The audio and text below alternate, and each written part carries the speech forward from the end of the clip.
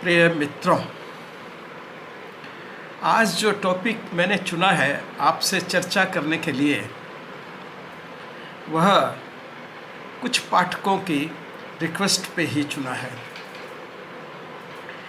मुझे उन्होंने स्पेसिफिक रूप में कहा कि आप हमें बताएं कि किस तरह जो बाउंड्रीज़ किसी भी नार्सिसिस्टिक व्यक्ति के साथ जब हम वार्तालाप करते हैं या संपर्क में आते हैं, तो आप हमेशा बाउंड्रीज़ की बातें करते हैं।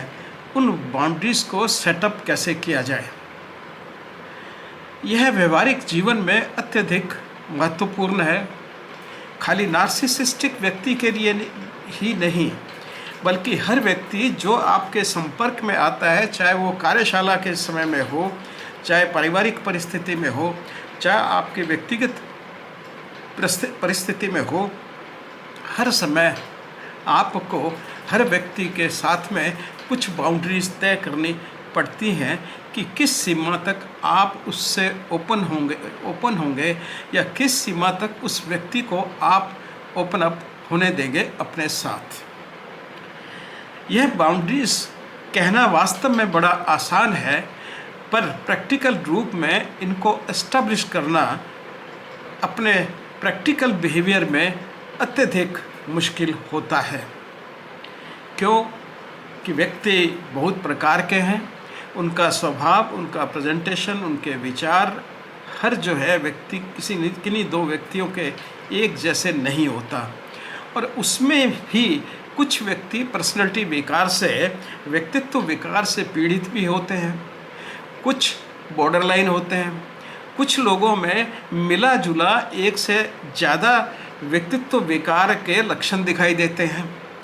वस्तुतः यह स्थिति ज़्यादा होती है कि व्यक्ति में किसी एक प्रकार के लक्षण न होकर के मिक्स्ड लक्षण, विभिन्न प्रकार के जो आयाम हैं या व्यक्तिक विकार हैं, वो दिखाई देते हैं। तो इस तरह से हर व्यक्ति जिससे आप संपर्क में आते हैं, वह एक बिल्कुल पेक्यूलियर केस आपके लिए हो जाता है। इसलिए आपको उस व्यक्ति के साथ में कितना मेल जोल बढ़ाना है, कितना अधिक नज़दीक आना है, कितना आपने अपने बारे में बताना है, कितना आपने उसके बारे में जानना है, यह सब की सीमाएं बांधना आवश्यक हो जाता है। और इनको हम कहते हैं सेटिंग ऑफ पर्सनल बाउंड्रीज़। यहाँ हालांकि मैंने टॉपिक में लिखा है कि setting of personal boundaries in case of narcissist, लेकिन यह ज़रूरी नहीं है किसी भी व्यक्ति में, अन्य व्यक्ति में जो नार्सिसिस्ट नहीं है, वहाँ भी आपको बाउंड्रीज सेट करने की आवश्यकता पड़ जाती है, क्योंकि हर व्यक्ति का अपना व्यवहार होता है। इन बाउंड्रीज़ को हम अगर डिवाइड करें तो 8 प्रकार की बाउंड्रीज़ में हम इनको बांट सकते हैं, जिसमें पहली है फिजिकल कांटेक्ट। किस सीमा तक आप किसी व्यक्ति को अपना फिजिकल टच या फिजिकल एम्ब्रेस आप परमिट कर सकते हैं। वर्बल इंटरेक्शन में आप किस सीमा तक किन शब्दों के प्रयोग को आप परमिट कर सकते हैं या आप उसके बातचीत करने में आप उपयोग कर सकते हैं किन शब्दों का। आप अपनी व्यक्तिगत जो स्पेस है, पर्सनल स्पेस है, वहाँ में उसमें आप कहाँ तक उनको इंट्रूड करने की परमिशन देते हैं या चाहते हैं, यह भी एक आपका इंडिपेंडेंट एरिया है। आप कितने इमोशनली उनसे इन्वॉल्व होना चाहते हो। हर व्यक्ति से आप बराबर रूप से इमोशनली इन्वॉल्व नहीं हो सकते हैं। हर व्यक्ति के साथ में आपका इमोशनल रिलेशनशिप डिफरेंट स्तर पे होगी, वह भी आपको डिसाइड करना पड़ता है। आपको फिजिकल और सेक्सुअल नीड्स जो हैं या सेक्सुअल कॉन्टैक्ट्स जो हैं, उनका भी पहले ही एडवांस में निर्धारण करना पड़ता है। उसी तरह वर्क प्लेस पे जब आपके लोग आपके साथ में काम करते हैं, तो उनके साथ भी आपको अपनी सीमाएं बांधनी पड़ती हैं। और इसी तरह से जब आप कोई मटेरियल शेयर करते हैं अपने मित्रों के साथ में या परिवारजनों के साथ में या किसी भी व्यक्ति के साथ में, तो वहाँ भी आप कई सीमाएं बांधते हैं। इसी तरह टाइम, आपके पास वो मिलने आया है, कितनी देर स्टे करेगा, कितनी देर आपके पास रहेगा, वो सब भी आपको एडवांस में तय करना पड़ता है, अन्यथा आप अननेसेसरी अपना और उसका दोनों का समय खराब कर सकते हैं। अब हम इन बातों पे, इन कॉन्टैक्ट के जो तरीके हैं उन पर इंडिविजुअली बात करते हैं। सबसे पहले हम इमोशनल बाउंड्रीज़ को लेते हैं। इमोशनल बाउंड्रीज़ में कभी भी आप किसी व्यक्ति से इमोशनल बातों पे आर्ग्यूमेंट्स में कभी भी इन्वॉल्व न हों। आप हमेशा बात सुने और दोनों लोग काम डाउन हो जाए, शांत हो जाए, उसके बाद में आप निर्णय लें कि आपको किस दिशा में कितनी दूर तक जाना है या कितनी दूर तक आपने उस व्यक्ति को जिससे बात कर रहे हैं उसको ले जाना है। आप इसके लिए उससे संबंध समाप्त उससे पुनर्संबंध कर सकते हैं और उसको बता सकते हैं कि भाई ये मेरी सीमाएं हैं। आप उनके बारे में स्वतंत्र रूप से बोल सकते हैं उस व्यक्ति के साथ में बिना किसी लाग लगाव के। कभी भी उनसे इस बात पे आर्ग्यूमेंट न करें, क्योंकि आर्ग्यूमेंट से कभी भी आप किसी भी नतीजे पे नहीं पहुंचेंगे और फिर एक फर्दर इन्वॉल्वमेंट का उसमें रास्ता खुल जाता है। आप पहले अपनी प्रायोरिटीज़ को समझें कि आप किस सीमा तक किसी व्यक्ति को अपने व्यक्तिगत जो इमोशंस है उसमें परमिट करते हैं या उनके साथ छेड़छाड़ करने की या उसके साथ में इमोशनल होने की किस सीमा तक आप परमिट करेंगे। यह आपको स्वयं निर्णय लेना होगा और यह उसको बताना होगा। आप उसके जैसे मान लीजिए कई लोग होते हैं, खास करके छोटे टाउन के लोग, वो गाली गलौज करके ही बात करते हैं, लेकिन आप एक दूसरे तरह के माहौल में रह रहे हैं जहाँ पे गाली गलौज का उपयोग नहीं होता। अक्सर अपने इमोशंस को एक्सप्रेस करने का छोटे शहर में गाली गलौज एक साधन बन जाता है, एक तरीका बन जाता है, वह एक नज़दीकी को शो करता है। उन गालियों का कोई मतलब नहीं होता। लेकिन अगर आप इस तरह के व्यवहार को नहीं चाहते हैं तो आपको बिल्कुल व्यक्त रूप से उस व्यक्ति को या उस मित्र को बताना होगा कि मैं इस बात में मैं ऐसा नहीं फॉलो करता हूँ, इसलिए कृपया आप मेरे साथ में इस तरह का व्यवहार न फॉलो करें। और उसको उसी सीमा तक एंगेज रखें या उसी सीमा तक उससे बात करें जब तक वो गाली देने के या कुछ और अपशब्द बोलने की स्थिति में नहीं आता है। इसी तरह से फिजिकल बाउंड्रीज़ का है। बहुत से लोग खास करके छोटे शहरों में गले में हाथ डालना, पैट करना और अपनी तरफ खींच लेना या बिना सोचे समझे आके हाथ मिला लेना या और किसी तरह दूसरे अंगों को टच कर लेना या ग्रैस्प कर लेना या उनको हग कर लेना, यह उनका एक नॉर्मल तरीका रहता है। अगर वो ऐसी बात होती है जब, तो आप इसको उनके सामने स्पष्ट रूप से एक्सप्रेस कर सकते हैं। जैसा कि कोविड-19 के टाइम में हम सब ने देखा, क्योंकि वो छूत की बीमारी थी तो हम पहले ही लोगों को कह देते थे। दूसरा तरीका ये भी हो सकता है कि आप अपना जो एक्सप्रेशन है मिलने का वो पहले ही जाहिर कर दें। वो बोले उससे पहले ही, जैसे आप हाथ से उसको वेव कर सकते हैं, नमस्कार बोल सकते हैं, हाथ दोनों जोड़ करके नमस्कार कर सकते हैं।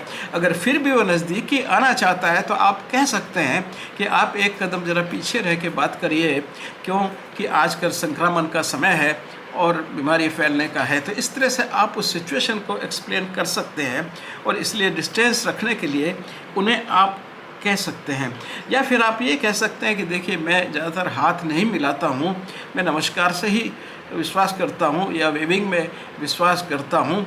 और वह नमस्कार और वेविंग आप उनसे नज़दीक पहुँचने से पहले ही अपना एक्सप्रेशन कर देंगे तो नेचुरली उसके प्रत्युत्तर में वह व्यक्ति भी नमस्कार करेगा या फिर हाथ वेव करेगा। लेकिन पास आने पे आप थोड़ी डिस्टेंस मेंटेन करके उससे खड़े हो सकते हैं, जिससे कि आप फिजिकल टच जो है वो उनसे अवॉइड करके। अगर कभी हो जाए तो कोई ऐसी बात नहीं है। अगर आपसे टच हो जाए तो कोई माफ़ी मांगने की बात नहीं होती या उसको कोई माफ़ी मंगवाने की बात नहीं होती। इस तरह की बातों में ज़्यादा उलझना नहीं चाहिए। अपनी हेल्दी बाउंड्रीज़ अपनी आवश्यकता अनुसार और समय अनुसार लोगों के साथ में तय कर सकते हैं, और चाहें तो उनको आप एक्सप्लेन भी कर सकते हैं कि इस परिस्थिति के कारण मैं हाथ नहीं मिलाता, या इस परिस्थिति के कारण मैं हग नहीं करता या गले नहीं मिलता हूँ, या मेरा स्वभाव जो है वो सब चीज़ों को पसंद नहीं करता है। उसमें कोई गलत बात नहीं होती एक्सप्रेसली इसको कह देने से। इसी तरह सेक्सुअल बाउंड्रीज भी एडवांस में ही जो आपका सेक्सुअल पार्टनर है आप उसके साथ तय कर सकते हैं, जिससे कि उन चीज़ों की घटना हो न हो या दुर्घटना न हो जो आपको पसंद नहीं है या उनको पसंद नहीं है, और जिससे कि सब कुछ बिगड़ जाए। ऐसे ही वर्क प्लेस पे जहाँ आप काम करते हैं, आप एक साथियों के साथ में आपके जो दूसरे मित्रगण उसी ऑफिस में काम कर रहे हैं या उसी स्पेस में काम कर रहे हैं, उनके साथ में प्रोफेशनल रिलेशनशिप के रहते हुए भी आप अपनी बाउंड्रीज़ बना सकते हैं। इन बाउंड्रीज़ को बनाने के बाद में आप उनको तोड़ना नहीं है। अगर आप स्वयं उनको तोड़ने में चले जाएंगे तो फिर उनके लिए बहुत आसान होगा काउंटर करना कि वो आपकी बाउंड्रीज़ को तोड़ दें। आप उनसे बात करें, उनसे रूटीन में उनकी जो बातें हैं वो सुने, लेकिन उतनी ही बातें या उतनी ही रूटीन में इंटरेक्शन आपका होना चाहिए जिस सीमा तक आप चाहते हैं। आप अपने पर्सनल स्पेस में ज़्यादा इंट्रूशन उनका न होने दें। ऐसे ही मटेरियल की बॉन्डिंग है, क्योंकि जब आप साथ में काम करते हैं या आस पड़ोस में रहते हैं तो एक दूसरे की चीज़ों की आवश्यकता पड़ती रहती है। लेकिन कुछ चीज़ें ऐसी हो सकती हैं, जैसे कोई चीज़ ऐसी चीज़ है जैसे कैंपर है, आपके कैंपिंग करने का सामान है, कोई मांग रहा है, दे रहे हैं, तो देने में कोई नुकसान नहीं है। लेकिन अगर आप सोचते हैं कि वो वापस ही नहीं देगा तो आप उसको याद दिला सकते हैं, बता सकते हैं, या रिटर्न में उनसे ले सकते हैं। क्योंकि बहुत से लोग होते हैं जो लेकर के देना भूल जाते हैं, बहुत केयरलेस होते हैं। लेने में तो शायद बहुत ही अच्छे होंगे लेकिन रिटर्न करने में बहुत केयरलेस होते हैं। तो उन लोगों के साथ में उसी तरह से आपको अपनी सीमाएं पहले एडवांस में बांध लेनी होगी। अगर उनको उपयोग उसका ठीक से नहीं आता है तो आप उसे एडवांस में एक्सप्लेन कर सकते हैं, जिससे कि वो चीज़ टूट ना जाए, ख़राब ना हो जाए। और उसी तरह अगर कोई लिटरेचर उसका है तो वह लिटरेचर भी आप उनको प्रोवाइड कर सकते हैं। इसी तरह टाइम की बाउंड्रीज हैं। बहुत से लोग आते हैं बिना बताए आपके पास में आएंगे, आप बिज़ी हैं, आप कुछ और काम करना चाहते हैं और वो आपका समय ख़राब करके चले जाएंगे, या आप जो काम कर रहे थे उसमें बीच में ही बाधा डाल देंगे। तो उसमें भी पहले ही उनको बता देना ठीक रहता है कि देखिए मेरे पास इतना समय बाकी है, मैं इतने समय के लिए अवेलेबल हूँ, उसके बाद मैं नहीं होऊंगा। लेकिन जितना समय आप बताते हैं उसको फॉलो करना बहुत आवश्यक है। अगर आप उसको फॉलो नहीं करेंगे तो फिर वो व्यक्ति समझता है कि आप झूठ मूठे ऐसे ही अपने इम्पोर्टेंस बनाने के लिए ये सब बोलते हैं। तो जो अगर आपने कह दिया कि मेरे को 4 बजे वापस जाना है तो आप 4 बजे वहाँ से वापस निकल जाइए, या उनको रिमाइंड करवा दीजिए कि आपको 4 बजे तक का मैंने समय दिया था, अब आप जा सकते हैं, उसमें कोई कुछ भी गलती नहीं है। तो इस तरह से आप अपने बाउंड्रीज़ को इंटैक्ट रख सकते हैं। टाइम के बारे में भी इस तरह से आप अपनी जो ये जनरल गाइडलाइन है और जनरल हेडिंग्स के बारे में सिर्फ आज मैंने आपको बताया है। अब इनके बारे में जो डिटेल्ड है वो इंडिविजुअली हम अलग वीडियो में उसकी चर्चा करेंगे। धन्यवाद।